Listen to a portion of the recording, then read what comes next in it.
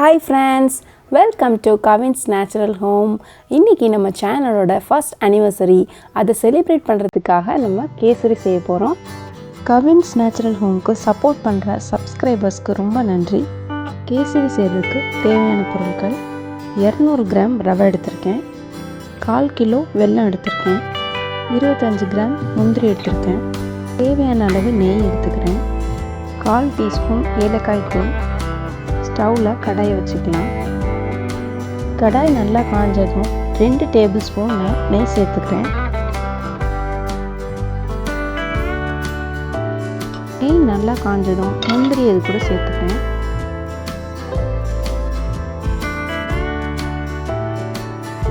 ஈவனாக ரோஸ்ட் பண்ணி எடுத்து வச்சுக்கிறேன்.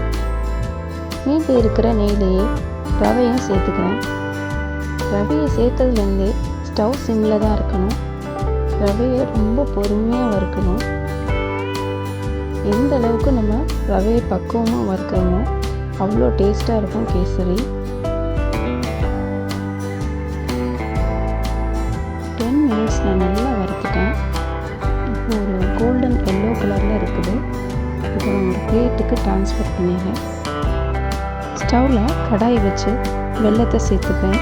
கேசரி செய்கிறதுக்கு தேவையான தண்ணீரை வெல்லத்து கூட சேர்த்துக்கிறேன். வெல்லம் நல்லா கரைஞ்சால் போதும், பாகுப்பதம் வர தேவையில்லை. 1 கப் ரவை எடுத்துருந்ததுனால 3 கப் தண்ணீர் எடுத்துருக்கேன். 1:3 அந்த ரேஷியோவில். வெல்லம் கரைஞ்சதும் அதை வடிகட்டி எடுத்துக்கலாம். வெல்லத்தில் இருக்க டஸ்ட்டெல்லாம் வந்துருச்சு. ஃபில்ட்ரு பண்ண தண்ணியை கடாயில் சேர்த்துக்கிறேன். அந்த தண்ணி நல்லா கொதிக்கணும். நல்லா தண்ணி கொதிச்சிருச்சு.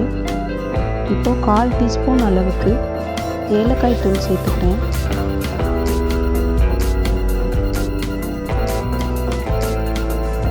ஸ்டவ்வை சிம்மில் வச்சுட்டு ரவையை சேர்த்துக்கலாம். ரவையை சேர்த்ததுக்கப்புறமா நல்லா கிளறி விட்டுட்டே இருக்கணும். அப்போ தான் லம்ஸ் இல்லாமல் இருக்கும்.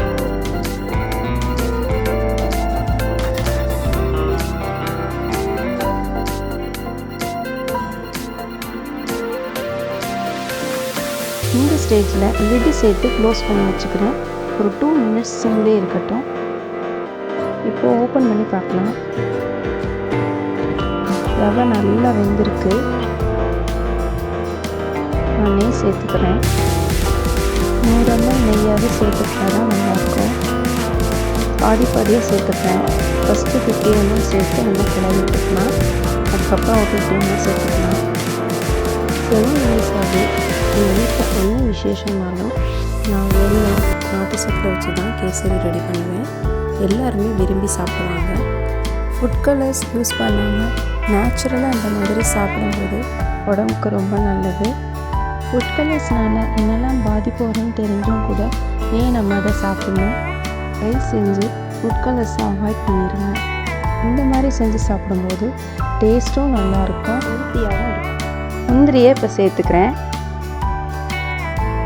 வெல்லம் சேர்த்துருக்கனால அதோட கலரே நமக்கு பார்க்கறதுக்கு நல்லா தான் இருக்கும். அப்படி இல்லைனாலும் நீங்கள் மஞ்சத்தூள் சேர்த்து தண்ணியோட கொதிக்க வச்சோன்னா கூட மஞ்சள் கலரில் இருக்கும். ரொம்ப டேஸ்டியான கேசரி ரெடி ஆயிடுச்சு.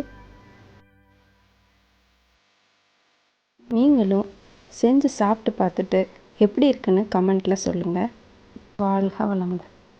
இயற்கை உணவுகளின் இனிய பயன்களை அறிய நம்ம சேனலை சப்ஸ்கிரைப் பண்ணுங்கள்.